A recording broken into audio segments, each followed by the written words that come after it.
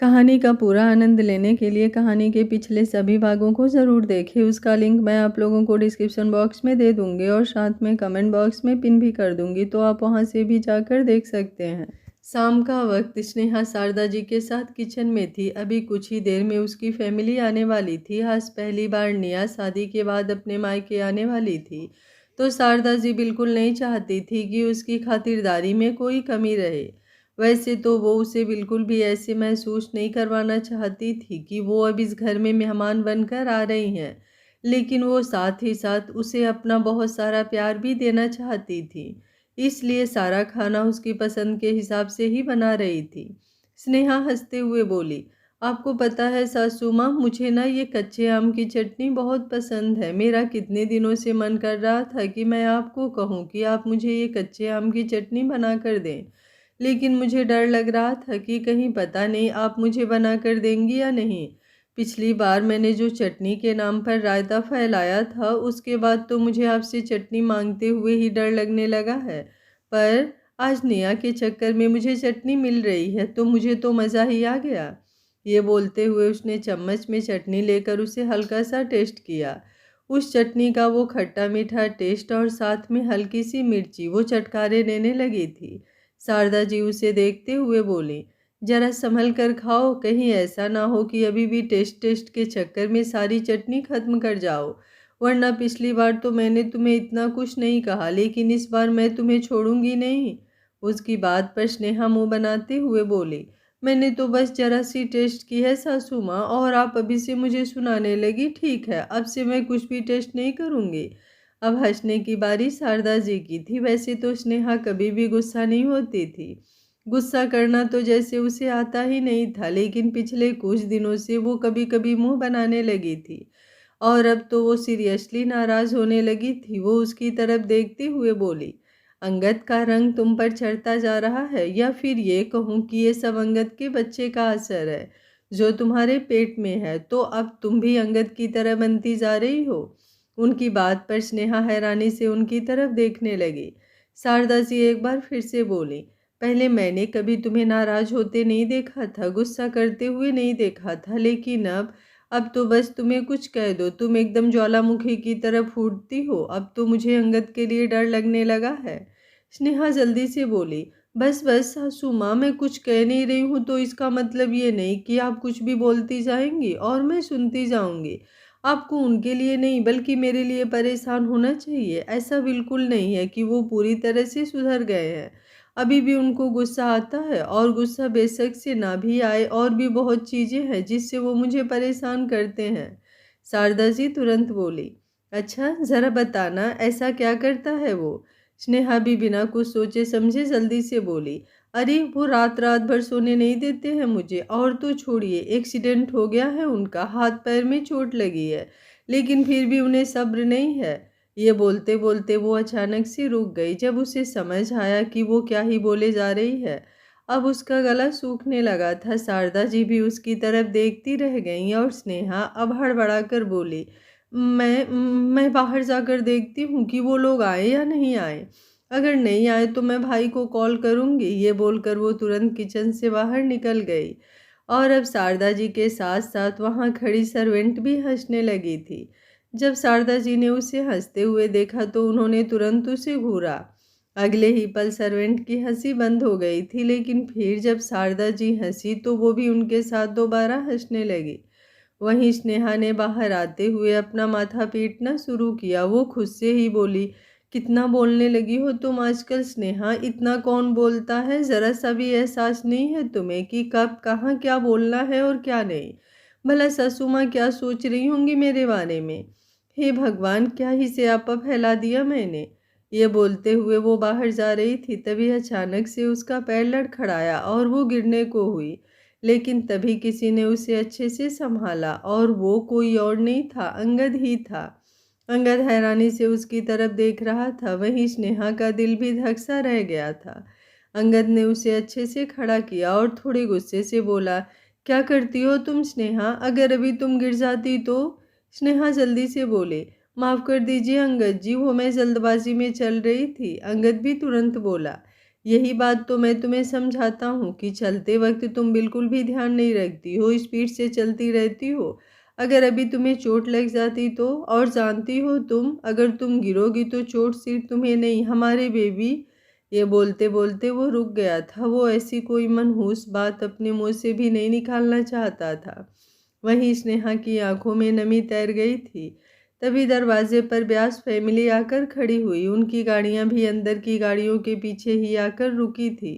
सब लोग अंगद और स्नेहा की तरफ देख रहे थे। स्नेहा को इस वक्त बहुत बुरा लग रहा था। उसने अपना चेहरा हल्का सा झुका लिया। वहीं अनुपमा जी स्नेहा की तरफ देखते हुए बोली, अंगद जी बिल्कुल सही कह रहे हैं स्नेहा बेटा, तुम्हें इस वक्त ध्यान से चलना चाहिए। उनकी बात गलत बिल्कुल भी नहीं है। स्नेहा को अब अचानक से रोना भी आ गया। शायद प्रेगनेंसी की वजह से आज उसके मूड स्विंग्स कुछ ज़्यादा ही हो रहे थे। वो रोते हुए बोली, हाँ हाँ, मुझसे गलती क्या हो गई? अब आप सब लोग मुझे बस डांटने लग जाओ। मैं कौन सा जानबूझकर गिर रही थी? पैर लड़खड़ाया तो अब इसमें मेरी क्या गलती थी? लेकिन आप सब लोगों को ऐसा लग रहा है जैसे मैं जानबूझकर गिर रही थी। उसे यूं रोते हुए देख अंगद को भी अब बुरा लगने लगा था कि उसने क्यों उसे ऐसे वक्त में डांटा। स्नेहा यूं तो बहुत समझदार थी, लेकिन अंगद ये भी जानता था कि इस वक्त मूड स्विंग की वजह से किसी भी वक्त स्नेहा को कुछ भी कैसा भी फील हो सकता था। उसने तुरंत स्नेहा का चेहरा अपने हाथों में थाम लिया और बड़े ही प्यार से बोला, आई एम सॉरी जाना। स्नेहा सुबकते हुए बोली, आप सॉरी क्यों बोल रहे हो? अंगद और भी ज़्यादा प्यार से बोला, क्योंकि मेरी वजह से तुम्हें रोना आ रहा है। स्नेहा तुरंत बोली, नहीं, मुझे आपकी वजह से रोना नहीं आ रहा। मुझे खुद नहीं पता मुझे रोना क्यों आ रहा है, लेकिन बस मुझे रोना आ रहा है अंगद जी। तभी निया आगे आई और बोली, अभी मैं प्रेग्नेंट बिल्कुल नहीं होने वाली स्नेहा भाभी, क्योंकि आपको देखकर ही मेरी सारी हवा फुस हो गई है। मुझे तो पता भी नहीं था कि प्रेगनेंसी में ये सब कुछ होता है। अब तो मैं सोच समझ कर ही प्रेगनेंसी का फैसला लूँगी। स्नेहा झट से बोली, नहीं, ऐसा बिल्कुल भी नहीं है। अगर प्रेगनेंसी में बुरा लगता है तो प्रेगनेंसी में अच्छा भी लगता है, खासकर तब जब आपका पति आपको बहुत सारा प्यार करे। ये बोलते हुए उसने एक बार फिर से अंगद की तरफ देखा। अंगद के होठों पर हल्की हल्की मुस्कुराहट थी। अनुपमा जी आगे आईं और स्नेहा के गाल पर अपना हाथ रखकर बोली, मैं तुम्हारे लिए बहुत खुश हूँ। स्नेहा भी अब मुस्कुराने लगी थी, जैसे एक ही पल में उसका सारा मूड ठीक हो गया हो। महेश जी और आयुष भी वहाँ पर थे, जबकि निरंजना जी आज वहाँ पर नहीं आई थी। वहीं अपने रूम के दरवाजे पर खड़ी सुमित्रा जी ये सब कुछ देख रही थी। फिलहाल वो आगे आई और निया की तरफ देखकर मुस्कुराई और बोली, अगर बाकी सबसे मिलना मिलाना हो गया हो तो अपनी मॉम से भी मिल लो। निया मुस्कुराते हुए बोली, मैं तो आपसे मिलने के लिए कब से इंतज़ार कर रही थी मॉम। एक आप ही वो हो जो ना ही मेरी कॉल पिक करती हैं और ना ही मुझे खुद से कॉल करती हैं, जबकि शारदा माँ का कॉल मुझे लगभग से रोज़ आता है, सिर्फ ये जानने के लिए कि मैं ठीक हूँ या नहीं, जबकि उन्हें पता है कि ब्यास फैमिली मेरा अच्छे से ख्याल रख रही होगी। पर आपको तो जैसे मेरी कोई फिक्र ही नहीं है। उसकी बात सुनकर सुमित्रा जी का मुंह एक बार फिर से बन चुका था। अंगद तुरंत बोला, अगर उन्हें मुझसे फुर्सत मिलेगी तभी तो वो तुम पर ध्यान देंगी ना निया। जैसे ही उसने कहा सब लोग हैरानी से उसे देख रहे थे। वहीं सुमित्रा जी की आंखें भी बड़ी हो गई थी कि कहीं अंगद को सच में कुछ पता तो नहीं चल गया।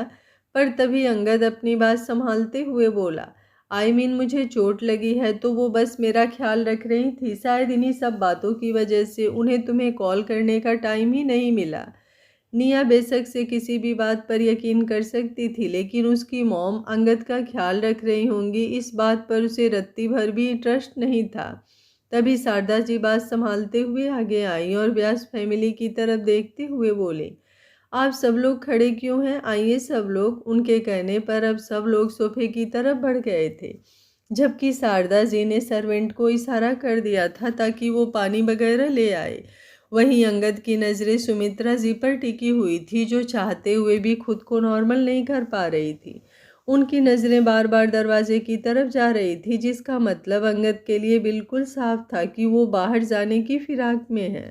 पर अंगद ने भी सोच लिया था कि वो उन्हें रंगे हाथों पकड़ कर रहेगा। शारदा जी अनुपमा जी से पूछ रही थी कि निया उन्हें ज़्यादा परेशान तो नहीं करती, लेकिन अनुपमा जी ने बड़े ही प्यार से जवाब दिया, ऐसा कुछ नहीं है शारदा जी, निया तो बहुत ही प्यारी बच्ची है, उसकी वजह से तो अब हमें स्नेहा की याद नहीं आती।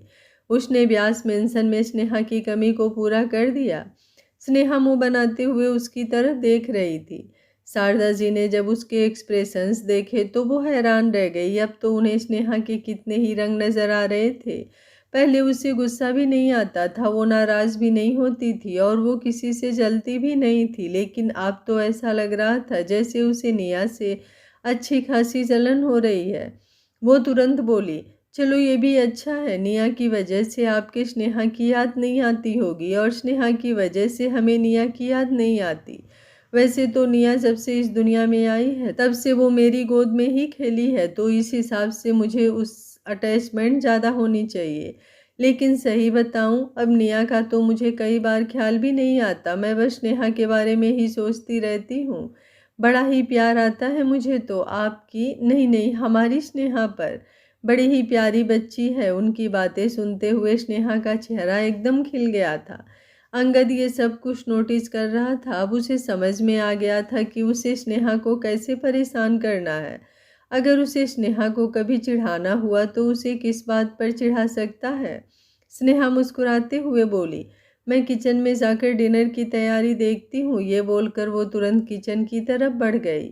अंगद उसके पीछे पीछे चलने लगा। जैसे ही स्नेहा किचन में पहुंची वो सर्वेंट को इंस्ट्रक्शन दे रही थी कि वो लोग डिनर डाइनिंग टेबल पर सर्व करना शुरू कर दे, लेकिन अचानक वो सर्वेंट वहां से बाहर जाने लगी। स्नेहा हैरान रह गई और तभी उसकी नज़र दरवाजे पर खड़े अंगद पर गई। अंगद को देखकर वो जल्दी से बोली, आपको कुछ चाहिए क्या अंगद जी? अंगद अंदर की तरफ आते हुए बोला, एक खूबसूरत सी लड़की जिसे देखते ही मेरा दिन बन जाए, जिसे देखते ही मेरा उसे प्यार करने का मन करे, जिसे देखते ही मेरा दिल कहे कि मैं बस सारा दिन उसी में खोया रहूं। अगर तुम्हारे पास ऐसी कोई लड़की है तो बताओ, क्योंकि फिलहाल तो मुझे बस यही चाहिए। स्नेहा हैरानी से अंगद की तरफ देखते हुए बोली, तो इसके लिए आपको कोई और लड़की क्यों चाहिए अंगद जी? मैं हूँ तो सही। अंगद हल्का सा मुंह बनाते हुए बोला, लेकिन अब मैं तुमसे थोड़ा बोर हो गया हूँ। आई मीन, एक ही इंसान बार बार दाल रोटी तो नहीं खा सकता ना। उसे अपनी लाइफ में कुछ इंटरेस्टिंग चाहिए, तो मैं सोच रहा हूँ मैं एक शादी और कर लूँ, एक खूबसूरत सी बीबी और ले आऊं। जैसे ही उसने कहा स्नेहा हैरान रह गई। उसकी आंखों में तुरंत नमी आ गई थी। अंगद तो अभी और भी बहुत कुछ बोलने के बारे में सोच रहा था, लेकिन जैसे ही उसने स्नेहा की आंखों में नमी देखी उसने तुरंत उसका चेहरा अपने हाथों में थाम लिया और जल्दी से बोला, अरे बस बस बस, प्लीज़ रोना मत जान, मैं तो बस यूं ही तुम्हें परेशान कर रहा था। मुझे देखना था कि तुम इन बातों पर कैसे मुंह बनाओगी, कैसे रिएक्ट करोगी, मेरे लिए मेरी वजह से पजेसिव करोगी या नहीं। कि हाँ, खबरदार, अगर आपने किसी और के बारे में सोचा भी तो मैं आपकी जान ले लूँगी। लेकिन यहाँ तो तुम ही रोने लगी। स्नेहा नमी भरी आंखों से ही उसे देखते हुए बोली, लेकिन ऐसा मजाक कौन करता है अंगद जी? आपको पता भी है मुझे कितना बुरा लग रहा है। किसी और के साथ आपको इमेजिन करना भी मेरी जान निकाल लेता है। आप ऐसी बात बोल भी कैसे सकते हैं? अंगद को हंसी आ रही थी। वो स्नेहा का माथा चूमकर बोला, okay okay fine, I am so sorry, आइंदा मैं ऐसा मजाक कभी नहीं करूँगा। लेकिन आज तुम्हें हुआ क्या है स्नेहा? आज तुम्हारे इतने ज़्यादा मूड स्विंग्स क्यों हो रहे हैं? बहुत जल्दी तुम्हें गुस्सा आ रहा है, बहुत जल्दी तुम नाराज़ हो रही हो और अब इतनी जल्दी तुम रोने भी लगी। पहले तो तुम हमेशा मेरे लिए मुझसे ही लड़ती थी और आज तुमने एकदम से गिव अप कर दिया, बस रोने लगी। स्नेहा उसके सीने से लगते हुए बोली, पता नहीं अंगद जी, आज सच में मेरे मूड स्विंग्स कुछ ज़्यादा ही हो रहे हैं। ये सब ना आपकी लिटिल प्रिंसेस की वजह से है, जो मुझे परेशान कर रही है। आप इससे कहिए ना ये मुझे इतना परेशान मत करे। अंगद तुरंत बोला, अगर मैं उसे कहूँगा तो क्या वो मेरी बात मान जाएगी? स्नेहा झट से बोली, हाँ मान जाएगी, लेकिन आप उसे प्यार से कहना और ये भी कह देना कि आप सबसे ज़्यादा प्यार मुझसे करते हो और किसी से नहीं करते। उसकी बात पर अंगद हंसने लगा। स्नेहा इस वक्त उसे बहुत ज़्यादा क्यूट लग रही थी। अब वो अचानक से ही घुटनों के बल बैठ गया तो स्नेहा तुरंत बोली, अब नीचे क्यों बैठ गए अंगद जी? अगर कोई आ जाएगा तो बुरा लगेगा ना, प्लीज़ आप ऊपर उठिए। अंगद हल्का सा मुस्कुरा कर बोला, अगर मुझे अपनी लिटिल प्रिंसेस से बात करनी है तो ऐसे घुटनों के बल बैठकर तो करनी पड़ेगी ना, वरना मैं उसके सामने कैसे आऊँगा। अब देखो मेरी लिटिल प्रिंसेस बिल्कुल मेरे सामने है। ये बोलते हुए उसने स्नेहा के पेट पर अपना हाथ रखा। पहले तो स्नेहा का बेबी बम्प बिल्कुल भी नज़र नहीं आता था, लेकिन अब जैसे जैसे टाइम बढ़ रहा था उसका बेबी बम्प नज़र आने लगा था। अंगद की नज़रें उसके पेट पर थी और अब उसने बड़े ही प्यार से स्नेहा के पेट को चूमा और बहुत प्यार से ही बोला, प्लीज़ आप अपनी मम्मा को परेशान मत करो लिटिल प्रिंसेस, आपकी वजह से ना उनके बहुत सारे मूड स्विंग्स हो रहे हैं। अगर आपको कुछ खाने का मन है तो आप अपने डैड को सीधा सीधा बता दो, अपनी मम्मा को परेशान मत करो, ठीक है मेरी लिटिल प्रिंसेस। स्नेहा मुस्कुराते हुए उसकी तरफ देख रही थी।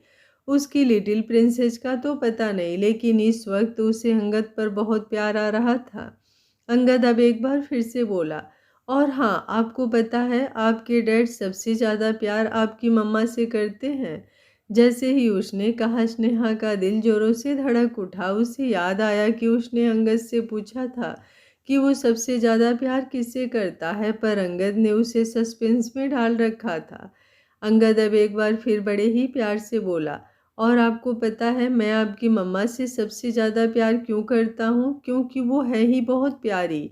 जब वो मेरी लाइफ में आई थी तब तो वो मुझे इतनी खास नहीं लगी थी, मुझे उनसे अलग ही चिढ़ मचती थी, लेकिन जब उन्हें जाना और जब उन्हें समझा तो समझ में आया she is perfect, a perfect daughter in law, a perfect mom and a perfect wife. उसकी बात सुनते हुए स्नेहा की धड़कनें ऑलरेडी बहुत ज़्यादा तेज थी, लेकिन जब उसने परफेक्ट वाइफ कहा तो एक पल के लिए उसे ऐसा लगा जैसे उसका दिल उसके सीने से बाहर निकलने को हो रहा है। उसकी आंखों में लगभग आंसू आ गए थे और फिर अचानक ही अंगद ने अपना चेहरा ऊपर की तरफ उठाया तो उसकी आंखों से बहता हुआ एक आंसू सीधा अंगद के गाल पर आकर गिरा। अंगद स्नेहा की तरफ और स्नेहा अंगद की तरफ बस देखे जा रहे थे। तभी अचानक से वहां पर खांसने की आवाज़ आई तो अंगद और स्नेहा दोनों चौंक गए।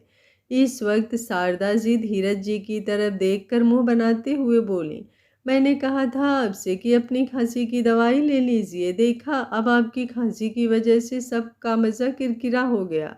अंगद और स्नेहा उनकी तरफ देखते हुए हैरान रह गए, क्योंकि वहां पर सिर्फ वो दोनों नहीं बल्कि मित्तल फैमिली और व्यास फैमिली के सभी लोग खड़े थे।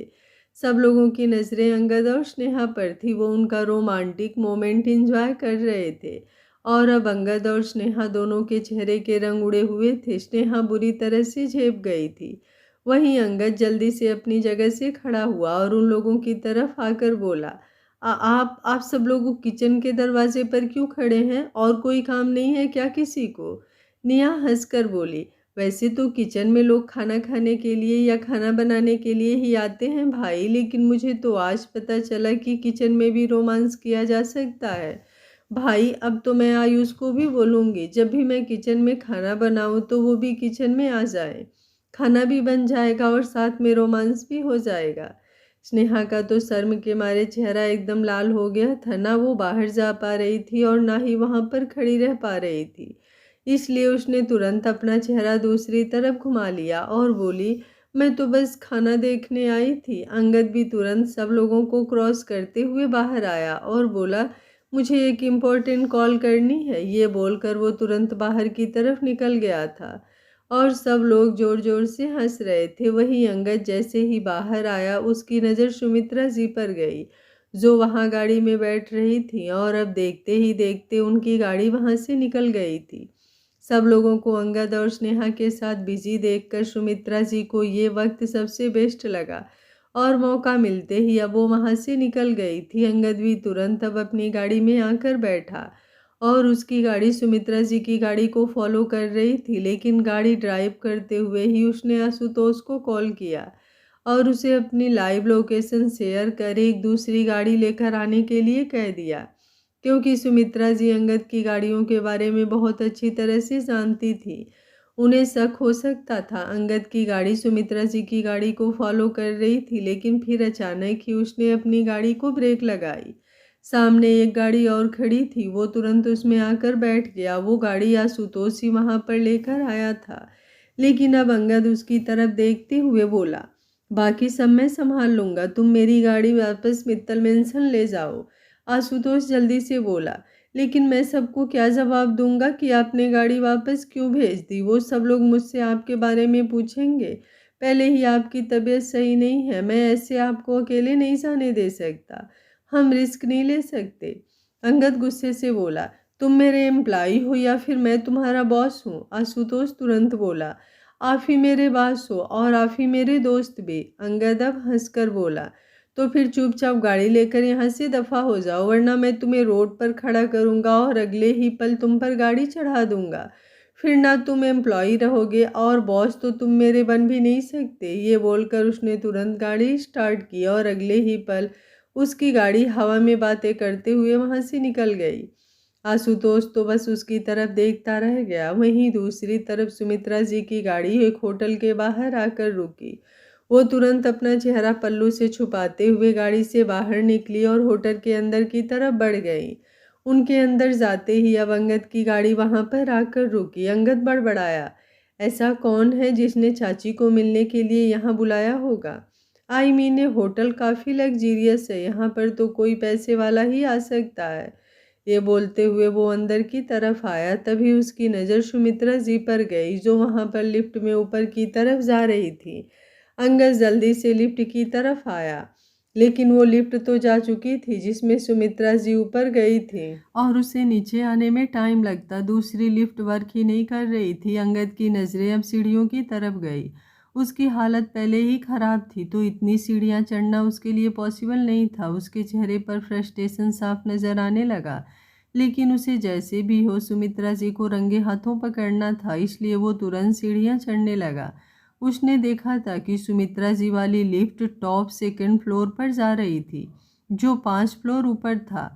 5 फ्लोर चढ़ना आसान नहीं था, लेकिन जैसे जैसे अंगद वहां पहुंचा और सुमित्रा जी को ढूंढने लगा, लेकिन अब उसे सुमित्रा की पहली झलक भी नजर नहीं आ रही थी। अंगद के चेहरे पर गुस्सा साफ नजर आ रहा था। वहां सिर्फ 4 ही रूम बने हुए थे। तभी होटल का मैनेजर अचानक ही उसके सामने आकर खड़ा हुआ और बोला, मिस्टर मित्तल, आप यहाँ पर? आज आपकी कोई मीटिंग है क्या? मैंने सिस्टम में तो नहीं देखा कि आज के लिए आपने कोई रूम बुक करवाया हो, बट इट्स ओके। आप बस मुझे 2 मिनट दीजिए, मैं अभी आपके लिए रूम रेडी करवा देता हूँ। अंगद ने जल्दी से उसे रोकते हुए कहा, नहीं, उसकी कोई ज़रूरत नहीं है, मैं बस यहाँ कुछ देखने आया था। मैनेजर हैरानी से बोला, सब कुछ ठीक तो है ना मिस्टर मित्तल? अंगद ने कुछ नहीं कहा। उसकी नज़रें चारों तरफ घूम रही थी, लेकिन उसे सुमित्रा जी कहीं नज़र नहीं आ रही थी और वो ऐसे सब रूम में जाकर देख भी नहीं सकता था। वो मैनेजर से भी सुमित्रा जी के बारे में कुछ नहीं पूछ सकता था। उसे सुमित्रा जी की टेंशन तो नहीं थी, लेकिन उसके लिए उसका नाम और उसका रुतबा बहुत मायने रखता था और सुमित्रा जी की वजह से वो अपने नाम पर कोई दाग नहीं लगाने दे सकता था। वो मैनेजर अभी भी सवालिया नज़रों से उसे देख रहा था और अब अंगद थोड़ा पीछे की तरफ हटते हुए बोला, एक्चुअली मैं यहाँ आया तो एक मीटिंग के लिए था, लेकिन अब मुझे एक इम्पॉर्टेंट काम आ गया है, तो वो मीटिंग नहीं हो पाएगी। पर जब भी वो मीटिंग दोबारा शेड्यूल होगी तो मैं अपने असिस्टेंट को कहूँगा कि रूम बुकिंग वगैरह के लिए वो आपसे कांटेक्ट करे। अब मैं चलता हूँ। ये बोलकर वो वापस लिफ्ट की तरफ घूम गया था, लेकिन अभी भी उसकी नज़रें इधर उधर जा रही थी कि कहीं से उसे सुमित्रा जी नज़र आ जाएं। लेकिन सुमित्रा जी उसे कहीं नज़र ही नहीं आई। वहीं दूसरी तरफ सुमित्रा जी एक दीवार से लगकर खड़ी थी। जब अंगद उसे ढूंढते हुए ऊपर आया था तो वो उसे देख चुकी थी, लेकिन अब वो भगवान का शुक्र मना रही थी कि मैनेजर की वजह से अंगद वहां से चला गया। उन्होंने तुरंत अपने फ़ोन की तरफ देखा। वो उस आदमी के कॉल का इंतज़ार कर रही थी, लेकिन अभी तक उस आदमी का कॉल नहीं आया था और उसका नंबर प्राइवेट होने की वजह से वो खुद भी उसे कॉल नहीं कर सकती थी। उन्होंने गुस्से से मुंह बनाया और बोली, इससे पहले कि अंगद घर पहुँचे मुझे घर पहुँचना होगा। अगर अंगद से पहले मैं घर पर पहुँच जाऊँगी तो मैं साफ मना कर दूँगी कि मैं तो कहीं गई ही नहीं और अंगद के पास कोई प्रूफ भी नहीं होगा। इतना तो अब मुझे भी समझ आ गया है कि अंगद मैनेजर के सामने चुप क्यों था। ये बोलते हुए वो तिरछा मुस्कुराई और अगले ही पल होटल के बैक गेट से बाहर निकलकर घर के लिए निकल गई।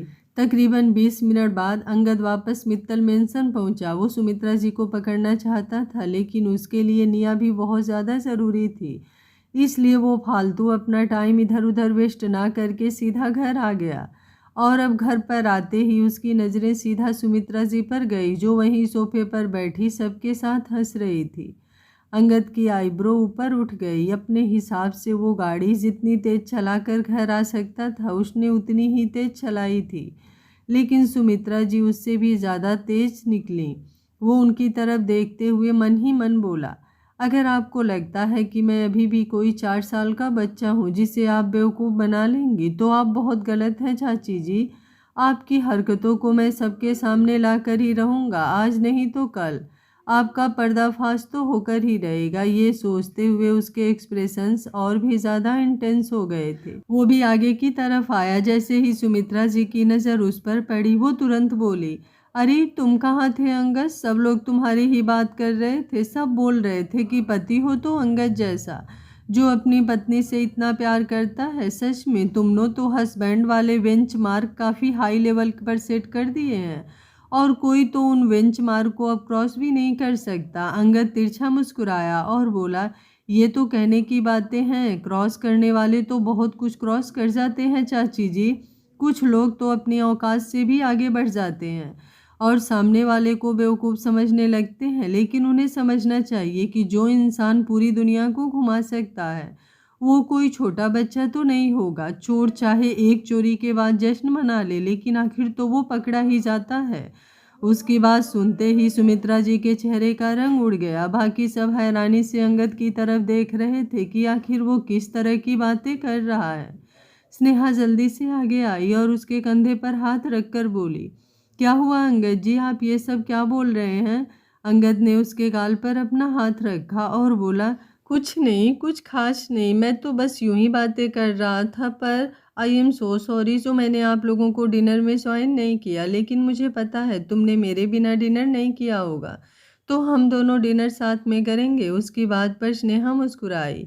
तभी अनुपमा जी अपनी जगह से उठकर खड़ी हुई और बोली, आप सबसे मिलकर बहुत अच्छा लगा शारदा जी, अब हम लोग चलते हैं। शारदा जी तुरंत बोली, थोड़ी देर और रुक जाते ना अनुपमा जी। अनुपमा जी भी हंसकर बोली, कोई बात नहीं शारदा जी, बच्चों का जब भी मन करेगा तो वो यहाँ आ सकते हैं, किसी तरह की कोई रोक टोक नहीं है, लेकिन अभी तो हमें घर जाना ही होगा। उनकी बात पर अब शारदा जी ने भी कुछ नहीं कहा। सब लोग बाहर की तरफ आए और फिर शारदा जी ने बहुत सारे गिफ्ट के साथ निया को एक बार फिर वहाँ से विदा कर दिया। स्नेहा भी उनके साथ ही बाहर आई थी। तभी उसने अपनी नज़रें इधर उधर घुमाई। वो अंगद को ढूंढ रही थी, लेकिन अंगद उसे कहीं नज़र नहीं आ रहा था। उसे बेचैनी सी होने लगी। हालांकि ऐसा नहीं था कि अंगद उसकी आंखों से कुछ पलों के लिए ओझल नहीं हो सकता था, बल्कि वो इस बात से परेशान हो रही थी कि जब निया और पूरा व्यास परिवार वहाँ पर था तो अंगद पता नहीं बिना बताए कहाँ ही चला गया। शारदा जी उसे देखते हुए बोली, क्या हुआ, तुम इतनी परेशान क्यों लग रही हो? स्नेहा थोड़ा परेशान होकर बोली, पता नहीं सासू माँ, आजकल अंगद जी को क्या हो गया है। ऐसा नहीं कि उनके पैर पर चोट लगी है तो वो आराम कर लें, हर वक्त उन्हें कहीं ना कहीं जाना होता है। आपने देखा ना कैसी निया और बाकी सारा परिवार यहाँ पर था, लेकिन वो अचानक ही कहीं गायब हो गए थे। अभी वो पता नहीं कहाँ गए। स्नेहा की बात पर शारदा जी ने उसके कंधे पर अपना हाथ रखा और बोली, तुम कुछ ज़्यादा ही सोच रही हो। वो कोई फ्री इंसान नहीं है स्नेहा, उसके कंधों पर बहुत जिम्मेदारी है। पूरा मित्तल बिजनेस वही संभालता है। ऐसे में उसे इधर उधर तो जाना ही पड़ेगा। मुझे उसकी बहुत टेंशन होती है, लेकिन मैं ये भी जानती हूँ कि उसके लिए उसका काम बहुत ज़्यादा इम्पोर्टेंट है। अगर हम उसे ज़्यादा रोकने की कोशिश करेंगे तो वो चिड़चिड़ा हो जाएगा। तुमने तो देखा ही है अंगद को, कैसे पल भर में उसका मूड बदल जाता है। इसलिए तुम ज़्यादा मत सोचो, वो यहीं कहीं होगा। उनकी बात पर स्नेहा ने अपना सर हाँ में हिलाया और अंदर की तरफ आ गई। वहीं दूसरी तरफ सबके जाने के बाद सुमित्रा जी तुरंत अपने रूम में आ गई थी और आते ही उन्होंने अपना फ़ोन चेक किया कि कहीं उस प्राइवेट नंबर से उन्हें कोई कॉल तो नहीं आई हुई। लेकिन अभी वो अपने फ़ोन की तरफ देख ही रही थी कि उनके रूम का दरवाज़ा खुला और फिर एकदम से बंद भी हो गया। उनकी नजरें दरवाजे की तरफ गई जहां पर अंगद खड़ा था और अब अंगद उन्हें गहरी निगाहों से देखते हुए बिल्कुल उनके सामने आकर खड़ा हुआ। सुमित्रा जी का गला सूखने लगा था। अंगद एक्सप्रेशनलेस होकर बोला, कहाँ गई थी आप? सुमित्रा जी ने खुद को नॉर्मल करते हुए कहा, मैं तो कहीं नहीं गई। मुझे मुझे क्या पता तुम किस बारे में बात कर रहे हो। मैं तो कब की घर पर ही हूँ, मैंने तो घर से बाहर कदम भी नहीं रखा। ये बोलते हुए उनकी आवाज़ लड़खड़ा रही थी। अंगद तिरछा मुस्कुराया और बोला, क्या आपको मेरे हाथ में दूध वाली बोतल नजर आ रही है या फिर कोई खिलौना जिससे आपको ये वहम हो रहा है कि मैं अभी भी एक छोटा बच्चा हूँ जिसे आप बेवकूफ़ बना लेंगे? सुमित्रा जी गुस्से से बोली, मेरे सामने फालतू जुबान मत चलाओ। मुझे तुम्हारी इन बातों में कोई इंटरेस्ट नहीं है। और तुम मेरे कमरे में क्यों आए हो? अपनी लिमिट में रहा करो अंगद। हम एक घर में रहते हैं, इसका मतलब ये नहीं कि तुम कभी भी मुंह उठाकर मेरे रूम में चले आओगे। चाची हूँ मैं तुम्हारी, मेरे साथ इज्जत से पेश। उनकी बात पूरी होती उससे पहले ही अंगद बोला, जो लोग इज्जत डिजर्व करते हैं मैं उन्हें अच्छी खासी इज्जत देता हूँ, लेकिन जो लोग इज्जत के लायक होते ही नहीं, फिर वो बेशक से कटोरा लेकर मेरे सामने खड़े रहे, मैं उन्हें इज्जत की भीख बिल्कुल नहीं देता। होटल ताज में 4th फ्लोर पर जाकर आप किसी से मिले बिना ही वापस आ गई, लेकिन आपको क्या लगता है कि अगर आप आज नहीं पकड़ी गई तो कभी भी नहीं पकड़ी जाएंगी? इतना तो मुझे पता है कि मेरा एक्सीडेंट आपने ही करवाया है। जैसे ही उसने कहा सुमित्रा जी के चेहरे का रंग उड़ गया। अंगद एक बार फिर से बोला, लेकिन मुझे जानना ये है कि इन सब साजिशों में आपके साथ है कौन? कौन है जो आपका साथ दे रहा है? बस एक बार मुझे उस इंसान के बारे में पता चल जाए, उसके बाद आपका सच मैं पूरे परिवार के सामने ले ही आऊँगा। उसके बाद मैं देखता हूँ इस घर का बंटवारा होता है या फिर आपको धक्के मारकर इस घर से बाहर निकाला जाएगा। सुमित्रा जी गुस्से से कांपते हुए बोली, ऐसा कभी नहीं होगा। हाँ, मैंने करवाया है तुम्हारा एक्सीडेंट, लेकिन तुम इस बात को कभी प्रूफ नहीं कर पाओगे। कोई सबूत नहीं है तुम्हारे पास। और आज तो मैंने गलती कर दी जो मैं इस तरह से बाहर चली गई, लेकिन आइंदा से मेरी तरफ से कोई गलती भी नहीं होगी। अब तुम करते रहो इंतज़ार मेरा पर्दाफाश करने का, लेकिन ऐसा कभी कुछ होने वाला नहीं है। मैं इस घर में ही रहूंगी और इस घर का बंटवारा तो मैं करवा कर ही रहूंगी। अंगद तिरछा मुस्कुराया और बोला, चैलेंज एक्सेप्टेड। सुमित्रा जी गुस्से से उसकी तरफ देखती रहीं और अंगद अब चेहरे पर गहरी मुस्कुराहट लिए वहां से बाहर की तरफ जाने लगा। अभी वो दरवाजे तक पहुंचा ही था कि बाहर से दरवाज़ा खुला और स्नेहा दरवाजे पर आकर खड़ी हुई। वो पिछले 10 मिनट से अंगद को हर जगह ढूंढ रही थी, लेकिन अंगद ना तो घर के बाहर गया था और ना ही वो कहीं और था। अब आखिर में बस सुमित्रा जी का रूम ही रह गया था और अब वो दरवाज़ा खोलते ही उसकी नज़रें अंगद पर गई तो वो हैरान रह गई कि भला अंगद को सुमित्रा जी से ऐसा क्या काम है जो वो अकेले में उनके साथ रूम में आकर उनसे बात कर रहा था। उसके चेहरे पर अजीब से एक्सप्रेशंस थे। अंगद स्नेहा के बिल्कुल करीब आया और बोला, क्या हुआ? स्नेहा धीमी सी आवाज़ में बोली, आप यहाँ क्या कर रहे हैं अंगद जी? अंगद हल्का सा मुस्कुराकर बोला, ये मेरी चाची जी का कमरा है, क्या मैं अपने चाची से बात करने के लिए उनके कमरे में नहीं आ सकता? स्नेहा तुरंत बोली, नहीं वो बात नहीं है। पर ये बोलते बोलते वो चुप हो गई थी। उसकी नज़र पीछे खड़ी सुमित्रा जी पर गई जिनके चेहरे पर थोड़ा एटीट्यूड झलक रहा था। स्नेहा ने अब एक गहरी सांस ली और बोली, अगर अब आपने चाची जी से बात कर ली हो तो क्या हम ऊपर अपने रूम में चलें? संगम तो वैसे भी पिया के साथ रूम में जाकर सो चुका। अंगद ने अपना सिर हिलाया और स्नेहा के साथ बाहर आ गया। स्नेहा के चेहरे पर अभी भी अजीब से एक्सप्रेशंस थे। रूम में आते ही अंगद ने बालकनी में जाकर पहले एक सिगरेट पी। वो हमेशा बालकनी का दरवाज़ा बंद करके ही स्मोक करता था और फिर स्मोकिंग के बाद अब वो वापस रूम में आया। स्नेहा बिस्तर पर लेट चुकी थी। उसने अब तक अपने कपड़े चेंज कर लिए थे। अंगद ने जब उसे देखा तो हल्का सा मुंह बनाया और बोला, जब तुम्हें पता है कि मुझे कैसे सोना पसंद है तो ये सब करने का कुछ खास कारण? स्नेहा भी मुंह बनाते हुए बोली, हाँ है, एक बहुत खास कारण है। अंगद उसकी बगल में आकर बैठा और बोला, अच्छा बताओ क्या चाहती हो? स्नेहा तुरंत उसकी तरफ घूमी और बोली, बस इतना बता दीजिए कि आखिर चल क्या रहा है अंगद जी? अंगद एकदम एक्टिंग करते हुए बोला, हमारे रूम में तो ना म्यूजिक चल रहा है और ना ही टीवी चल रहा है। तुम क्या चलने की बात कर रही हो? मैं तो यहाँ पर खुद भी नहीं चल पा रहा हूँ। आई मीन टांग टूटी है। उसकी बात पूरी होती उससे पहले ही स्नेहा इस बार थोड़े गुस्से से बोली, आप बहुत अच्छी तरह से जानते हैं अंगद जी, मैं क्या चलने की बात कर रही हूँ। मैं म्यूजिक या टीवी की बात नहीं कर रही। मैं ये पूछ रही हूँ कि आपके दिमाग में क्या चल रहा है। माना मुझे दीन दुनिया की समझ नहीं है अंगद जी, लेकिन मैं इतनी भी बच्ची नहीं हूँ कि मुझे अपने घर में हो रही चीज़ों की कुछ समझ ना हो। आखिर आपके और चाची जी के बीच क्या चल रहा है? क्या आप मुझे बताएंगे कि आखिर ये सब हो क्या रहा है? उसके सवालों को सुनकर अंगद हैरानी से उसकी तरफ देख रहा था। उसकी मासूम सी स्नेहा फिलहाल उसे किसी जगह जासूस से कम नहीं लग रही थी। अंगद ने एक गहरी सांस ली और बोला, ओके फाइन, मैं तुम्हें सब कुछ बताने के लिए तैयार हूँ, लेकिन पहले तुम दवाई लो और मेरी बाहों में आओ। अंगद ने अपना कंधा आगे बढ़ाया तो स्नेहा ने तुरंत उसके कंधे पर अपना सिर रख दिया और बोली, अब जल्दी से बताइए ना अंगद जी। अंगद तुरंत बोला, हाँ हाँ बता रहा हूँ, थोड़ा तो सब्र करो। ये बोलकर वो उसके बालों को सहलाने लगा था। स्नेहा उसके बोलने का इंतजार कर रही थी, लेकिन अंगद बस यूं ही उसके बालों को सहलाता रहा और तकरीबन 2-3 मिनट में ही स्नेहा उसे नींद में जाती हुई महसूस हुई। अंगद जानता था कि वो सुबह से बहुत ज़्यादा थकी हुई है, इसलिए बिस्तर पर लेटते ही सो जाएगी, और अब वो मुस्कुराते हुए उसकी तरफ देख रहा था। सुबह का वक्त। स्नेहा मुंह बनाते हुए आईने के सामने खड़ी थी और उसकी नज़रें सोफे पर बैठे हुए अंगद पर थी, जो लैपटॉप पर एक वीडियो कॉल अटेंड कर रहा था। पिछले 1 घंटे से अंगद उस कॉल में ही बिजी था, जबकि स्नेहा 2 बार नीचे जाकर वापस ऊपर आ चुकी थी, लेकिन सुबह से ही अंगद कहीं ना कहीं बिजी था।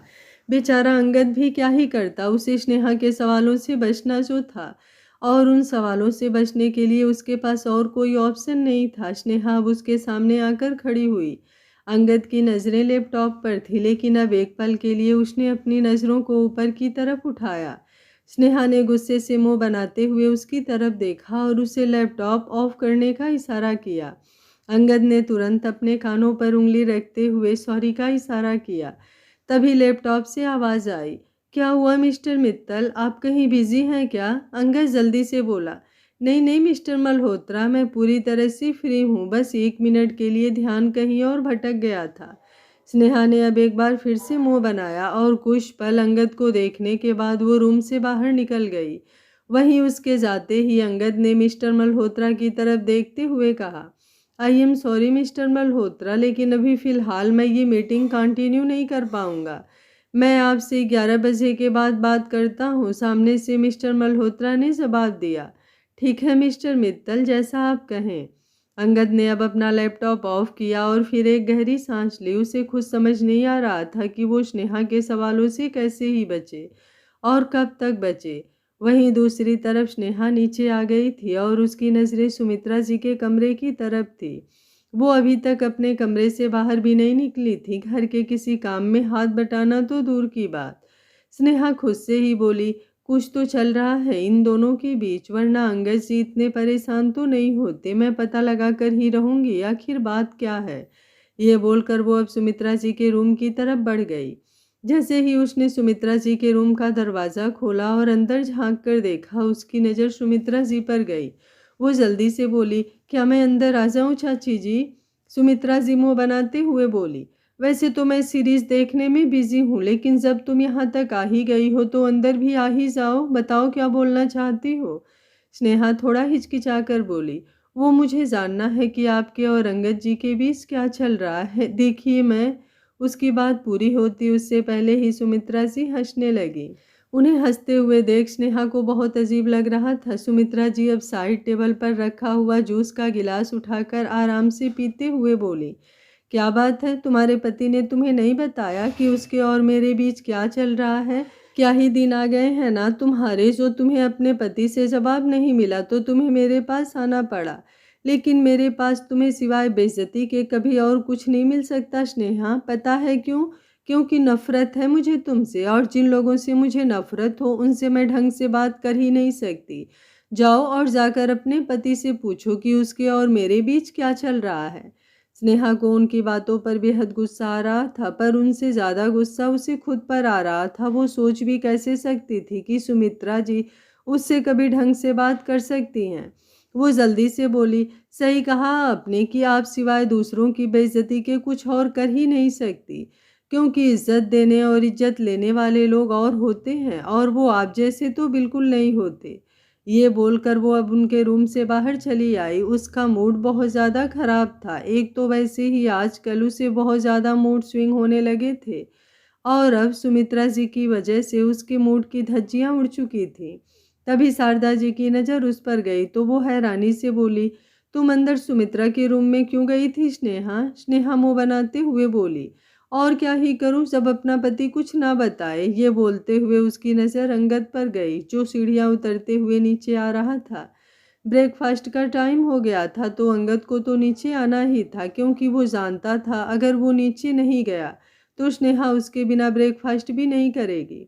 स्नेहा को चुप होते हुए देख शारदा जी की नज़र भी अब अंगद पर आ गई थी।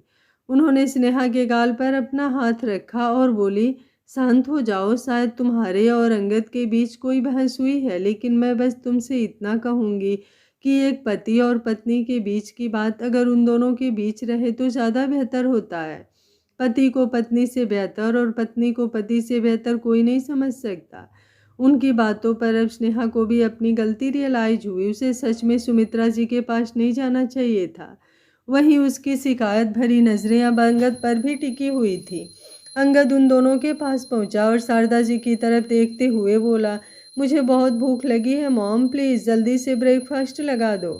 शारदा जी हल्का सा मुस्कुराई। स्नेहा जल्दी से बोली, मैं भी आपकी हेल्प कर देती हूँ सासू माँ। ये बोलकर वो उनके साथ किचन की तरफ जाने लगी। अंगद ने तुरंत उसका हाथ पकड़कर उसे रोक लिया। स्नेहा ने पलटकर उसकी तरफ देखा। शारदा जी उन दोनों को देखते हुए मुस्कुराकर बोली, तुम दोनों आराम से बैठकर बातें करो, मैं भी ब्रेकफास्ट लगवाती हूँ। ये बोलकर वो किचन में चली गई और अब अंगद ने स्नेहा की कमर पर अपना हाथ रखते हुए उसे खुद के करीब किया। अचानक ही स्नेहा का बेबी बम्प उसके पेट से हल्का सा टकराया तो वो जल्दी से बोला, अब तो मैं तुम्हें अपने सीने से ढंग से लगा भी नहीं पाऊंगा, क्योंकि मेरी लिटिल प्रिंसेस थोड़ा ग्रो करने लगी है। स्नेहा मुंह बनाते हुए बोली, मुझे मस्का लगाने की कोशिश मत कीजिए अंगद जी, आपको पता है आपकी वजह से मुझे सुबह सुबह उनकी बकवास सुननी पड़ी। अंगद ने हैरानी से पूछा, किसकी बकवास? ये बोलते बोलते उसे समझ में आ गया था कि स्नेहा किसकी बात कर रही है। वो जल्दी से बोला, तुम्हें उनके पास जाने की क्या ज़रूरत थी स्नेहा? स्नेहा भी तुरंत बोली, अगर आप मुझे कोई बात नहीं बताएंगे तो मुझे तो दूसरों के पास जाना पड़ेगा ना अंगद जी। अंगद ने अब अपने माथे पर अपना हाथ रख लिया। वो एक गहरी सांस लेकर बोला, ओके फाइन, मैं तुम्हें सब कुछ बताऊंगा, लेकिन अभी नहीं, ब्रेकफास्ट फिनिश होने के बाद। स्नेहा ने तुरंत पूछा, पक्का? ये पूछते हुए उसने अंगद के सामने अपना हाथ बढ़ाया तो अंगद ने उसके हाथ पर अपना हाथ रख दिया। स्नेहा अब हल्का सा मुस्कुराई। तब तक शारदा जी ने ब्रेकफास्ट भी लगवा दिया था और बाकी सब लोग भी डाइनिंग टेबल पर आ गए थे। एक एक कर सब लोग डाइनिंग टेबल पर बैठे और फिर ब्रेकफास्ट शुरू हुआ। स्नेहा अंगद की तरफ देख रही थी और यही सोच रही थी कि कहीं ब्रेकफास्ट के बाद भी अंगद किसी काम में उलझ न जाए। पर फाइनली ब्रेकफास्ट फिनिश हुआ, लेकिन इससे पहले कोई कहीं जाता अंगद सबकी तरफ देखते हुए बोला, एक्चुअली मुझे आप सब लोगों को एक बात बतानी है। स्नेहा को लग रहा था कि अंगद सिर्फ उसे वो बात बताएगा, लेकिन वो तो सब लोगों से बात करना चाहता था। उसकी सवालिया नजरें अब अंगद की तरफ टिकी हुई थी और उसका दिल जोरों से धड़कने लगा था। आगे क्या होगा कहानी में जानने के लिए कहानी के साथ बने रहिए। कन का दोनों पार्ट बहुत ही ज़्यादा खूबसूरत होने वाला है और सुमित्रा जी का पोल भी खुलने वाला है, तो कहानी के साथ बने रहिए। अगर कहानी अच्छी लग रही है तो वीडियो को लाइक शेयर एंड चैनल को सब्सक्राइब कर लीजिएगा। Thank you for watching. मिलते हैं कहानी के अगले भाग में। तब तक स्वस्थ रहिए, मस्त रहिए, अपना ख्याल रखते रहिए।